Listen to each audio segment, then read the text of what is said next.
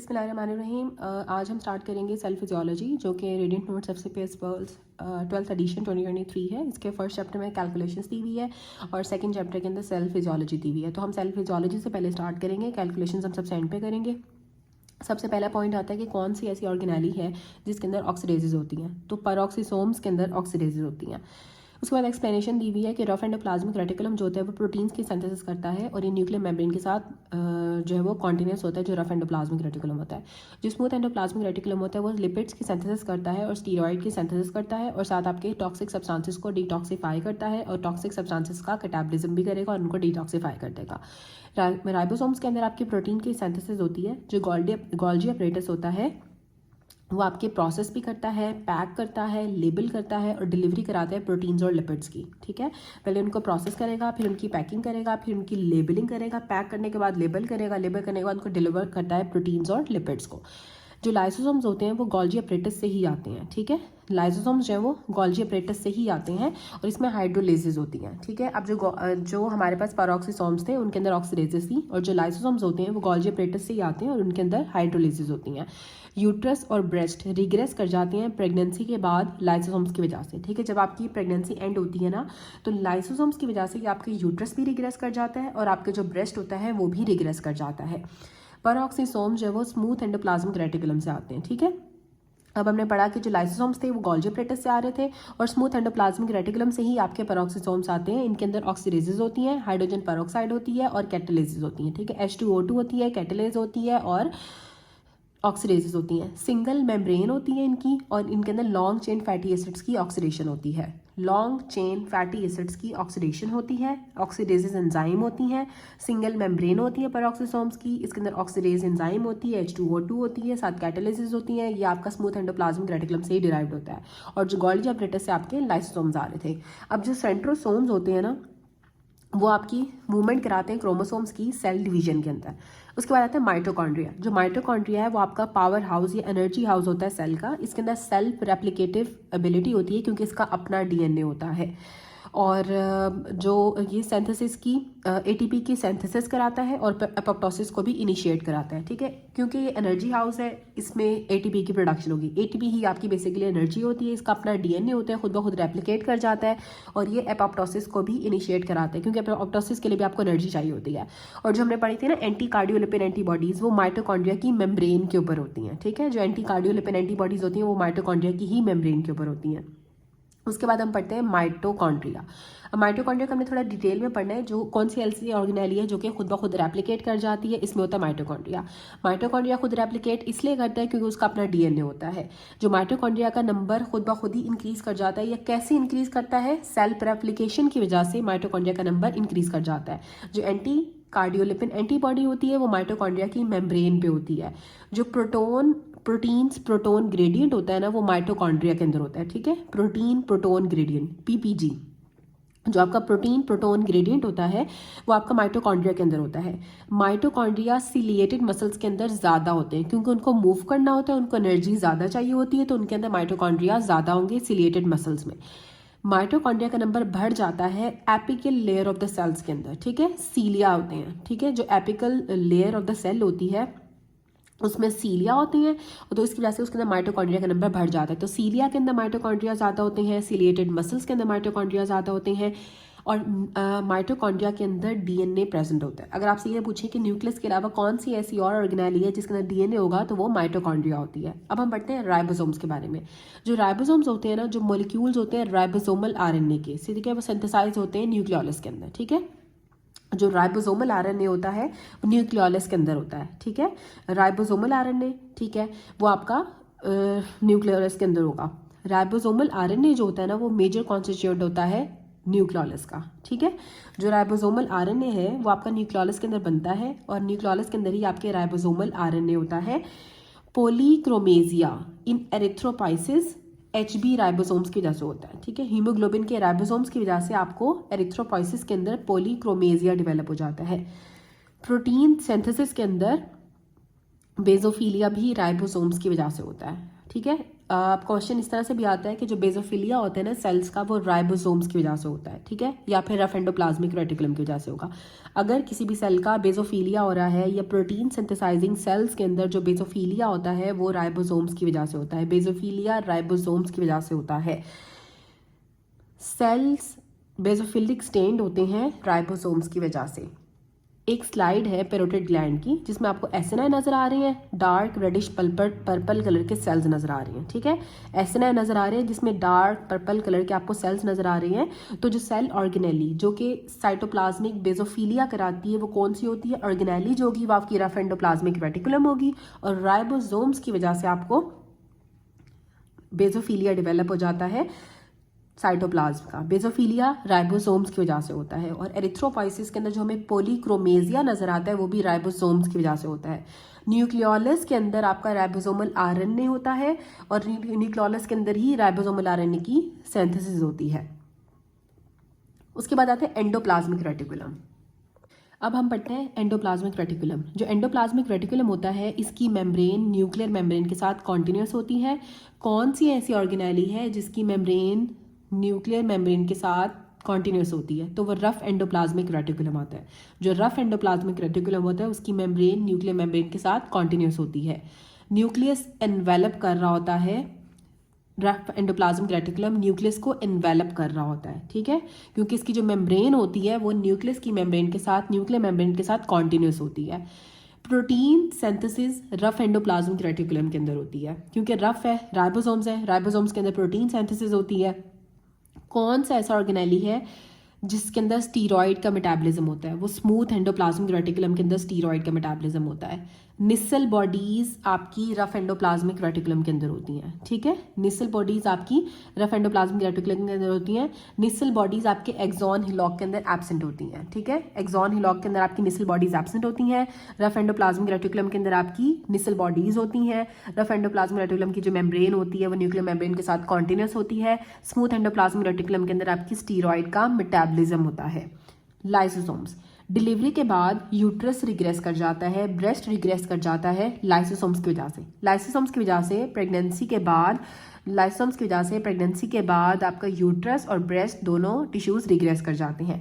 इस तरह से भी आता है कि डिलीवरी के कुछ महीनों के बाद आपका जो इनलार्ज यूट्रस था वो भी रिग्रेस होना स्टार्ट हो गया और जो ब्रेस्ट था वो भी जो है वो रिग्रेस होना स्टार्ट हो गया। तो ये किसका फंक्शन होता है? लाइसोसोम्स का।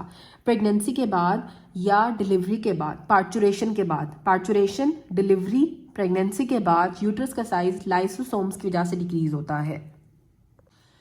अब लाइसोसोम्स जो होते हैं ना वो क्या करते हैं, उसके अंदर हाइड्रोलिटिक एंजाइम्स होती हैं। लाइसोसोम्स के अंदर हाइड्रोलिटिक एंजाइम्स होती हैं।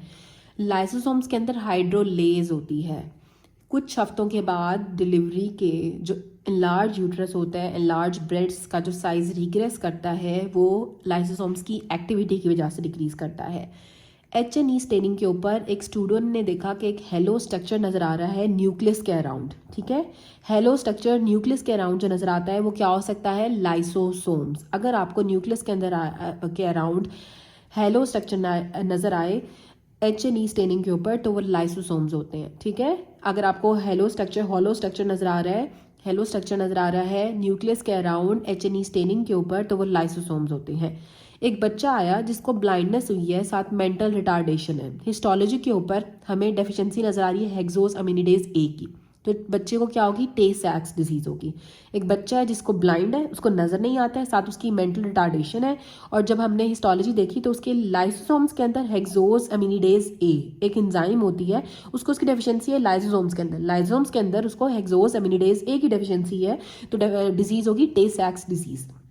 टे सैक्स डिजीज के अंदर हेक्सोस अमीनिडेज ए की डेफिशिएंसी हो जाती है लाइसोसोम्स के अंदर, और बच्चे को ब्लाइंडनेस हो सकती है, साथ मेंटल रिटार्डेशन हो सकती है। टे सैक्स डिजीज आपके लाइसोसोम्स की डिजीज होती है। कौन सी एंजाइम की डेफिशिएंसी से आपको पॉम्पी डिजीज होती है? ठीक है, जब लाइसोसोम्स अल्फा ग्लूकोसिडेज एंजाइम की डेफिशिएंसी होगी, ठीक है। पॉम्पी डिजीज के अंदर आपकी जो अल्फा ग्लूकोसिडेज होती है ये भी लाइसोसोम्स के अंदर होती है, और इसकी डेफिशिएंसी की वजह से आपको पॉम्पीज डिजीज डेवलप हो जाती है। एंडोसाइटोसिस की टाइप, जो कि लाइसोसोम्स के अंदर होती है, इसे हम कहते हैं फेगोसाइटोसिस। ठीक है, लाइसोसोम्स के अंदर एंडोसाइटोसिस की जो टाइप होती है वो फेगोसाइटोसिस होती है। फेगोसाइटोसिस लाइसोसोम्स के अंदर होती है जो कि एंडोसाइटोसिस की टाइप है।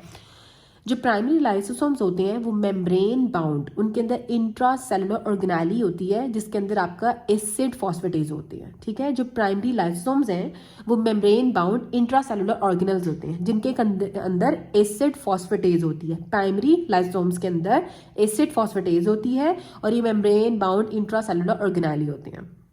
ठीक है, एसिड फॉस्फेटेज प्राइमरी लाइसोसोम्स के अंदर होती है।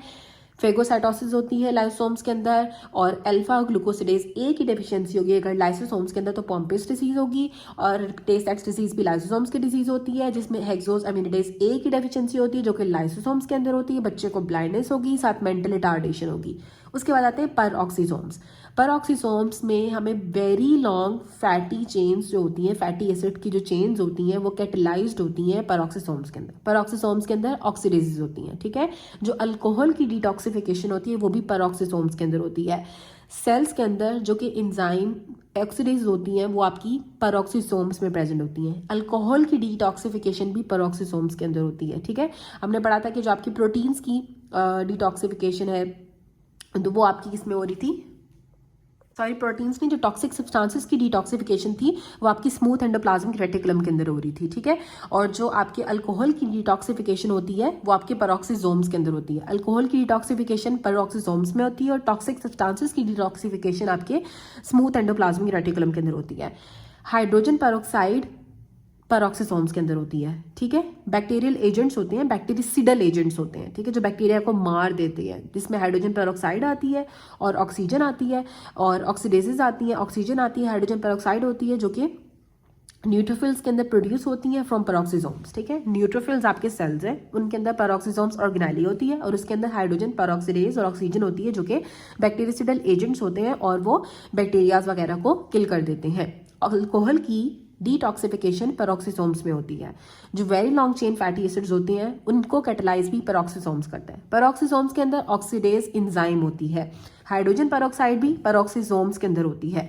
गोल्जी अपरेटस, अब जो गोल्जी अपरेटस है ना, इसमें आपके फैटी एसिड और ग्लिसरोल कंबाइन करते हैं गोल्जी अपरेटस के अंदर। ठीक है, फैटी एसिड्स भी और ग्लिसरोल भी, फैटी एसिड्स और ग्लिसरोल कंबाइन करते हैं गोल्जी अपरेटस के अंदर।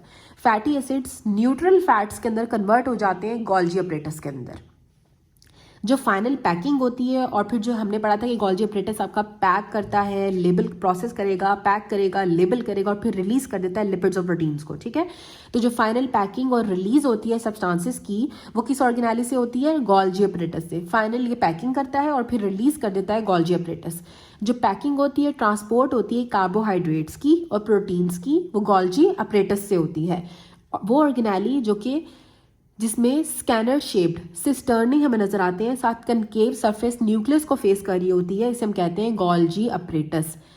सेल एक्टिव जो होता है प्रोटीन सिंथेसिस के अंदर, उसके अंदर हमें डेंस प्रोमिनेंट न्यूक्लियोलस मिलता है। ठीक है, वो वाले सेल जिनके अंदर प्रोटीन सिंथेसिस एक्टिव होती है उनका जो न्यूक्लियोलस होता है वो प्रोमिनेंट होता है। ठीक है, प्रोमिनेंट न्यूक्लियोलस होगा क्योंकि न्यूक्लियोलस के अंदर राइबोसोमल आरएनए होता है और प्रोटीन्स की सिंथेसिस कराता है।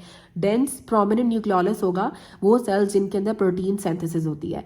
जो सिक्रेटरी वेजिकल्स होते हैं सेल्स के, वो आपके गोल्जी अपरेटस के अंदर सिंथेसाइज होते हैं। सिक्रेटरी वेजिकल्स या जो रिलीज ऑफ सब्सटेंसेस या फिर जो आपकी फाइनल पैकिंग होती है वो सारी गोल्जी अपरेटस के अंदर होती है। और फैटी एसिड्स न्यूट्रल फैट्स के अंदर कन्वर्ट हो जाते हैं गोल्जी अपरेटस में। फैटी एसिड्स और ग्लिसरोल आपस में कंबाइन करते हैं गोल्जी अपरेटस के अंदर। गोल्जी अपरेटस की जो कनकेव सरफेस होती है वो न्यूक्लियस की तरफ होती है और इसमें हमें स्कैनर शेप सिस्टर्नी नजर आते हैं गोल्जी अपरेटस के अंदर। और कार्बोहाइड्रेट्स और प्रोटीन्स की जो पैकिंग होती है और जो ट्रांसपोर्ट होती है वो भी गोल्जी अपरेटस से होती है। जो मिसफोल्डेड प्रोटीन्स होती है वो भी गोल्जी से बनती हैं और प्रोटियोसोम्स इनको डिग्रेड करते हैं। मिसफोल्डेड प्रोटीन्स भी गोल्जी अपरेटस के अंदर बनती हैं और प्रोटियोसोम्स फिर उनको डिक्रीज कर देती हैं, वो डिग्रेड कर देती हैं। ठीक है, और इस तरह से भी क्वेश्चन आता है कि प्रोटीन सिंथेसिस के अंदर एंडोप्लाज्मिक रेटिकुलम के अंदर प्रोटीन सिंथेसिस हुई। ठीक है, और गोल्जी अपरेटस के अंदर। अब डिफेक्टिव स्ट्रक्चर्स बने जिनको हमने डिटेक्ट किया, और जो एबनॉर्मल प्रोटीन्स बनी उनको कौन डिक्रिएट करेगा? प्रोटियोसोम्स डिक्रिएट करेंगे, ठीक है। जो प्रोटियोसोम्स होते हैं वो आपके जो मिसफोल्डेड प्रोटीन्स होती हैं या फिर जो आपकी जो डिफेक्टिव प्रोटीन्स होती हैं जो आपकी गोल्जी एंडोप्लाज्मिक रेटिकुलम और गोल्जी प्लेटस के अंदर बनती हैं उसको डिग्रेड करते हैं प्रोटियोसोम्स, ठीक है। जो मोस्ट ग्रोथ हार्मोन होता है उसके जो रिसेप्टर्स होते हैं वो प्लाज्मा मेम्ब्रेन के ऊपर होते हैं, ठीक है। जो ग्रोथ हार्मोन्स होते हैं उनके ज़्यादातर जो रिसेप्टर्स होते हैं वो प्लाज्मा मेम्ब्रेन के ऊपर होते हैं, और जो एरिथ्रोसाइट्स होते हैं वो ऑक्सीडेटिव स्ट्रेस को किस तरह से प्रिवेंट करते हैं? HMP शंट के थ्रू, ठीक है। HMP शंट के थ्रू एरिथ्रोसाइट्स ऑक्सीडेटिव स्ट्रेस को प्रिवेंट करते हैं। HMP शंट के थ्रू एरिथ्रोसाइट्स ऑक्सीडेटिव स्ट्रेस को प्रिवेंट करते हैं। प्लाज्मा मेम्ब्रेन के ऊपर आपकी ग्रोथ हार्मोन रिसेप्टर्स होते हैं, और ये भी है कि जो मिसफोल्डेड प्रोटीन्स जो कि आपके गोल्जी एपरेटस और रफ एंडोप्लाज्मिक रेटिकुलम के अंदर बनती है उनको डिग्रेड आपके प्रोटियोसोम्स करते हैं। ऐसे सेल्स जिसके अंदर प्रोटीन सिंथेसिस बहुत ज़्यादा होगी तो उसके अंदर जो न्यूक्लियोलस होता है वो प्रोमिनेंट हो जाता है। अच्छा, अब आता है जो फर्स्ट ऑब्जर्वेबल साइन जो होता है इरिवर्सिबल सेल इंजरी का कार्डिक सेल के अंदर, उसमें हमें क्या मिलता है? साइटोप्लाज्म के जो कॉन्ट्रैक्शन बैंड्स होते हैं, साइटोप्लाज्म के अंदर हमें जो कॉन्ट्रैक्शन बैंड्स नजर आते हैं वो पहला ऑब्जर्वेबल साइन होता है कार्डिक सेल के अंदर इरिवर्सिबल सेल इंजरी की, ठीक है। कि आपकी कार्डिक सेल की इरिवर्सिबल सेल इंजरी हो गई है जब हमें सेल के साइटोप्लाज्म के अंदर कॉन्ट्रैक्शन बैंड्स नजर आना स्टार्ट हो जाएंगे। अगर हमें कार्डिक सेल के साइटोप्लाज्म के अंदर कॉन्ट्रैक्शन बैंड्स नजर आएंगे तो इसका मतलब है कि सेल की जो इरिवर्सिबल सेल इंजरी डेवलप हो गई है कार्डिक सेल की, पहला साइन होता है ये। और इस तरह से भी आता है कि जो फर्स्ट ऑब्जर्वेबल साइन है आपकी इरिवर्सिबल सेल इंजरी का कार्डिक सेल के अंदर हमें कॉन्ट्रैक्शन बैंड्स नजर आते हैं साइटोप्लाज्म के अंदर। जो रिवर्सिबल सेल इंजरी होती है, ठीक है, जो रिवर्स हो सकती है, उसमें सेल की स्वेलिंग नजर आती है, एंडोप्लाज्मिक रेटिकुलम की स्वेलिंग नजर आती है और माइलिन फिगर्स नजर आते हैं, ठीक है। रिवर्सिबल सेल इंजरी के अंदर माइलिन फिगर्स मिलते हैं, सेल की स्वेलिंग होती है, एंडोप्लाज्मिक रेटिकुलम की स्वेलिंग होती है। जो इरिवर्सिबल इंजरी होती है इसमें कैरियोलाइसिस मिलती है, कैरियोरेक्सिस मिलती है, पिक्नोसिस मिलती है, नेक्रोसिस मिलती है, एपोप्टोसिस मिलती है और ऑटोफेगी हो जाती है सेल की।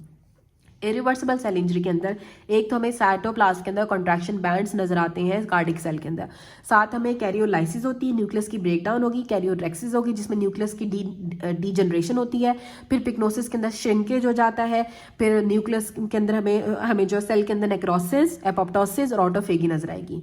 अच्छा, अब MCQ किस तरह से आया हुआ है कि एवरी टाइम, ठीक है, डिफरेंट ऑप्शन आपकी आई भी होती है तो आपने जो है ना वो उसकी स्टेटमेंट को थ्योरी के हिसाब से जो है ना कॉन्सेप्ट के हिसाब से करना होता है। अब हम पहले पढ़ते हैं इरिवर्सिबल सेल इंजरी और रिवर्सिबल सेल इंजरी। जो इरिवर्सिबल सेल इंजरी होती है ये आपका मोस्ट रिलायबल साइन होता है इरिवर्सिबल सेल इंजरी का जब आपकी ऑटोफेगी ऑफ सेल होती है, ठीक है। सबसे रिलायबल साइन क्या है? जो सबसे रिलायबल साइन है इरिवर्सिबल सेल इंजरी का वो ऑटोफेगी होती है। पेशेंट अगर मायोकार्डियल इन्फार्क्शन के साथ आया, एंजियोग्राफ आपने किया, 90% उसकी ब्लॉकेज थी, इरिवर्सिबल सेल इंजरी का साइन में क्या आएगा? कैरियोरेक्सिस, ठीक है। कैरियोरेक्सिस आपका इरिवर्सिबल सेल इंजरी का साइन है। जो इरिवर्सिबल डैमेज होता है न्यूक्लियस का उसे हम कहते हैं कैरियोलाइसिस, ठीक है।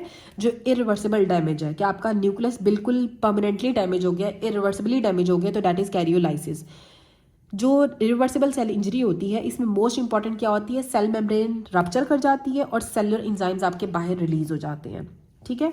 और साथ इसमें कैल्शियम का इन्फ्लक्स होता है, ठीक है। अब क्या होगा कि सेल मेम्ब्रेन टूट जाएगी, सेल मेम्ब्रेन का रप्चर होगा, आपके जो सेलुलर कंटेंट्स होते हैं, सेलुलर एंजाइम्स का रिलीज हो जाता है और आपका कैल्शियम का बहुत ज़्यादा इन्फ्लक्स होता है इरिवर्सिबल सेल इंजरी के अंदर। जो सेंट्रल फैक्टर है जो इरिवर्सिबल सेल इंजरी की पैथोजेनेसिस कराता है वो मेम्ब्रेन डैमेज है, ठीक है। रिवर्सिबल सेल इंजरी के अंदर मेम्ब्रेन डैमेज नहीं होता, इरिवर्सिबल सेल इंजरी के अंदर मेम्ब्रेन डैमेज होगा, साथ न्यूक्लियस भी डैमेज होगा। न्यूक्लियस डैमेज में क्या होगा? जब इरिवर्सिबल डैमेज होता है न्यूक्लियस को हम कैरियोलाइसिस कहते हैं, और साइंस में हमें कैरियोरेक्सिस मिलती है, पिक्नोसिस मिलती है, नेक्रोसिस मिलती है, एपोप्टोसिस मिलती है, ऑटोफेगी हो जाती है। और जो मोस्ट इंपॉर्टेंट चीज़ है ना वो आपका रप्चर होता है। और जो रिलायबल साइन है ना इरिवर्सिबल सेल इंजरी का उसे हम कहते हैं ऑटोफेगी सेल की स्टार्ट हो जाती है। रिवर्सिबल सेल इंजरी में क्या होता है? ये अर्ली साइन है रिवर्सिबल सेल इंजरी का, इसमें एंडोप्लाज्मिक रेटिकुलम की स्वेलिंग होती है, ठीक है। सबसे पहला साइन क्या होता है कि आपका एंडोप्लाज्मिक रेटिकुलम जो होता है वो स्वेल कर जाता है। फर्स्ट स्ट्रक्चरल चेंज जो कि हमें नजर आता है रिवर्सिबल इस्कीमिक सेल के अंदर है उसमें एंडोप्लाज्मिक रेटिकुलम स्वेल कर जाता है, ठीक है। कैरेक्टरिस्टिक फीचर जो है ना वो सेल की स्वेलिंग है, लेकिन सबसे पहले जो स्वेलिंग होती है ना वो एंडोप्लाज्मिक रेटिकुलम की स्वेलिंग होती है। सेल स्वेलिंग होती है हाइपोक्सिक सेल इंजरी के अंदर, क्योंकि आपका एंट्री हो जाती है एक्स्ट्रा सेलुलर वाटर की, ठीक है। जो आपका बाहर सेल के बाहर जो वाटर होता है वो आपके सेल्स के अंदर चला जाता है, जिसकी वजह से आपकी सेल की स्वेलिंग हो जाती है। और जो अर्लीस्ट साइन है, जो पहला साइन है, जो स्ट्रक्चरल हमें साइन नजर आता है कि सेल की रिवर्सिबल, ठीक है, रिवर्सिबल इस्केमिक सेल इंजरी हो रही है, तो उसमें हमें एंडोप्लाज्मिक रेटिकुलम की स्वेलिंग नजर आती है। अब इंसुलिन जो होती है ना, वो हमें चाहिए होती है ग्लूकोज की ट्रांसपोर्ट के लिए स्केलेटल मसल्स के अंदर, ठीक है।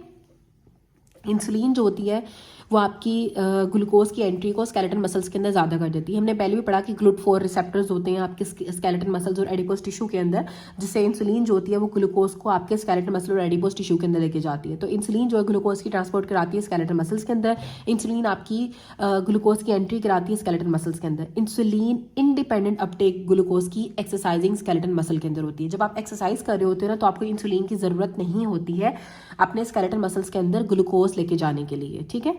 निमोनिक हमने रिमेंबर याद करना है कि जो इंसुलिन इंडिपेंडेंट, जिससे इंसुलिन इंडिपेंडेंट, इंसुलिन हो चाहे ना हो, ग्लूकोज आपके ब्रेन के अंदर भी जाता है, आपके आरबीसीज के अंदर भी जाता है, आपके इंटेस्टाइन्स में भी जाता है, कॉर्निया में भी जाता है, किडनी में भी जाता है, लिवर में भी जाता है, आइलेट सेल्स में भी जाता है, प्लेसेंटा में भी जाता है, स्पर्मेटोसाइट्स में भी जाता है।